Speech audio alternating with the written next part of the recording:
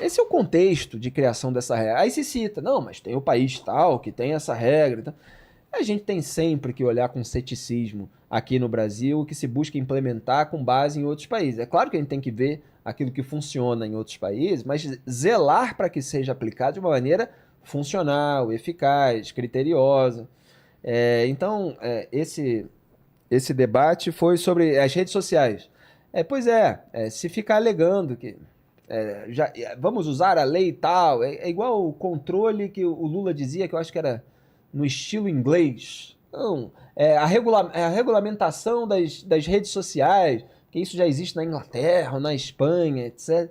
Imagina se os petistas vão fazer igual nesses países, entendeu? Você sempre tem uma margem ali que você precisa olhar no texto. Porque as coisas não são binárias. Vamos regular ou não vamos regular? Não é isso. Tem um texto enorme que tem um monte de itens. É igual arma. A discussão não é binária. Não é sim ou não. Se é a favor ou contra a arma. O brasileiro acha que tudo se... brasileiro, principalmente influenciado por esses políticos, não estou generalizando, mas acha que tudo se resolve com sim ou não, a favor ou contra. É a favor ou contra a arma? Vem cá, meu amigo. Mas e os CACs? Você tem colecionadores, atiradores desportivos, caçadores, etc. Tem umas regras específicas para ele. Nem o governo Lula tirou a arma, a munição deles. Eles diminuíram o número. Contrastar com o Bolsonaro? Não, vamos diminuir, teve alguns casos e tal, etc. Então, assim, naquela regra sobre armas, tem 25 itens. O que a gente faz para a arma não chegar ao crime organizado, para a gente diminuir essa probabilidade? Então, tem todo um debate de nuances que, em geral, não é feito, né? Mas, voltando, é complicado se aprovar um projeto de lei de redes sociais nesse momento, porque para chegar a um consenso e evitar a instrumentalização política de órgãos de controle, vai ser bem complicado, mas é um debate para as próximas semanas. E é um projeto que ele é feito de uma forma que mostra a natureza antidemocrática dele. Você tem um projeto brasileiro sobre redes, que é a tal da LGPD, Lei Geral de Proteção de Dados, que foi feita de uma forma absolutamente democrática, 3 anos de debates com todos os setores. Esse projeto é um projeto que não foi debatido nem dentro do Congresso. 40% do projeto foi reescrito na Câmara por um gabinete só. Compreende? Já assim, tinha uma medida de quantas... Era assim, a maior parte do projeto, são artigos assim... vamos ter um conselho de tal coisa. O que é o conselho? Quem compõe, papapá? A ser regulamentado. Será proibido tal coisa, tal coisa, tal coisa? A ser regulamentado. Você aprovando aquilo... Você não sabe o que... Você não sabe... No escuro. Tudo é possível, entendeu? E, ao mesmo tempo, é algo que não foi debatido. Não é bom que leis assim sejam levadas adiante. Isso precisa ser debatido, isso precisa ser discutido. E, sobretudo, essa questão de focar em controle de conteúdo... As pessoas acho que não têm muita noção disso, porque a cabeça da pessoa é assim, se é bom fica na internet, se é ruim tem que sair, né? E na época usavam o argumento de, então você é a favor de chacina em escolas? Você é a favor de não sei o quê? Exatamente. E falavam do Mas isso Discord, é o que o PT tá e o Discord fazendo. nem tava no texto. Discord, né? Nossa, isso eu falei várias vezes. Isso é o que os lulistas estavam fazendo, misturando tudo. Então você é a favor do massacre, realmente é demais, né? E internacionalmente você tem 3 temas que são ponto pacífico de todos os países, inclusive das democracias, que eles são proibidos a priori no debate público. Só tem 3 temas. É pedofilia, terrorismo de verdade, não essa coisa que agora tudo virou terrorismo de verdade e defesa de genocídio. Mas não é essa, genocídio da polícia. Não, é a você juntar pessoas para matar uma determinada etnia. Esses discursos é ponto pacífico mundial que eles têm de ser cortados a priori. Derrubados. Você tem mais 2 tipos de discurso que nas teocracias são colocados nesse rol de coisas derrubadas a priori. Que é pornografia e jogos de azar. Tá. Para as teocracias. Esses são os 5 conteúdos...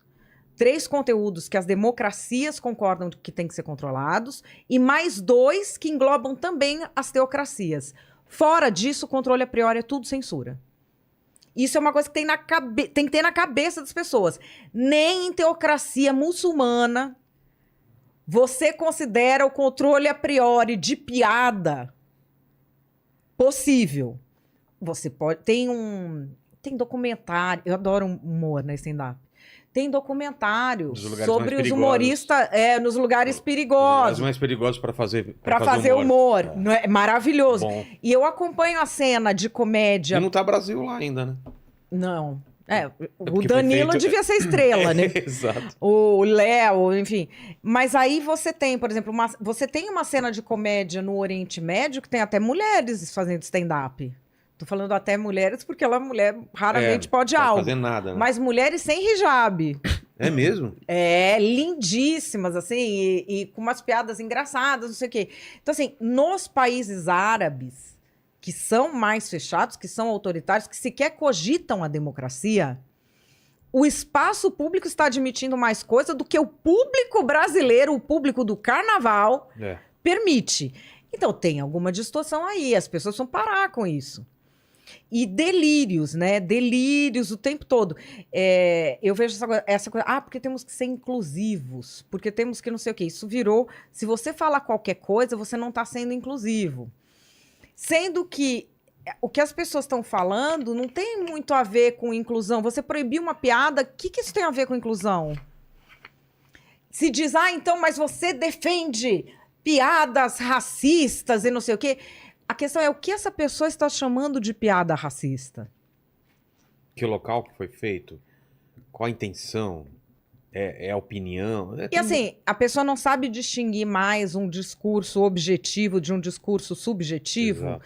Porque uma piada que fale de um racista, muito provavelmente, ela expõe ao ridículo aquele comportamento e por isso as pessoas riem. Como o filme do Danilo que o pessoal queria proibir, que mostrava um pedófilo e ele era o vilão e tudo mais. E aí misturam ficção com... fizeram parecer que houve um crime sexual cometido na própria cena.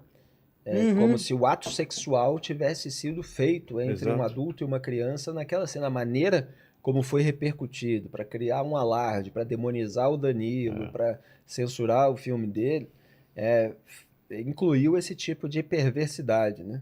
E houve uma decisão era o ministro da Justiça, se eu não me engano, né? Dando vazão para tudo isso, esse lado censura aí do bolsonarismo. E o mais significativo dessa história é que é o seguinte, o filme tinha anos. O filme tinha anos. Então foi por causa da classificação etária do serviço de streaming para o filme. Aí, em vez de censurar, depois de toda a pressão contrária ao ato de censura, eles acabaram mudando a classificação, colocando para pessoas um pouquinho mais velhas. Assim, tava como 14, virou 16, uma coisa assim. Então, mas percebe que era só para atazanar o Danilo? Porque assim, classificação etária de serviço de streaming, quem é que fiscaliza? Não, pensa bem, coisas ridículas. Ufa, estamos aliviados, passou para 16. Passou para dizer, no streaming, tem acesso a tudo. Claro. Qualquer idade tem acesso a tudo. É decisão dos pais, né? É a decisão dos pais. Ou tem acesso a tudo, ou tem acesso ao que você deixa. Exato. Independe de você ter a participação do governo. E é muito assustador você ver uma juventude tão empolgada com o agigantamento do governo, né? Tão empolgada, que tem que fazer leis, e tem que fazer não sei o quê, e tem que punir, e o fulano foi censurado muito que bem. Eu li esses dias um artigo de um cara, não lembro o nome do cara, um cara nos Estados Unidos, mas que foi do Irã para lá, e que ele fala o seguinte, quando a pessoa recebe a liberdade de mão beijada, ela não percebe que ela está abrindo a mão da liberdade. Claro. Porque a nossa geração criada na ditadura militar, por exemplo, meu pai, que nem era militante nem nada, chegou a ser preso, porque era do Sindicato dos Bancários do ABC. E nem era um cara militante. E a gente via o que acontecia. Você era ostracizado, ninguém podia falar com você, isso e aquilo, papapá. Você vê em todas as outras ditaduras isso acontecer. As pessoas defendiam que você não pudesse estar em tal espaço, você não podia se pronunciar assim, não podia se pronunciar assado. Quando eu vejo a defesa disso hoje... Pô, vem aqui atores falando que ficavam carinha no fundo do teatro vendo se o cara vai falar alguma coisa.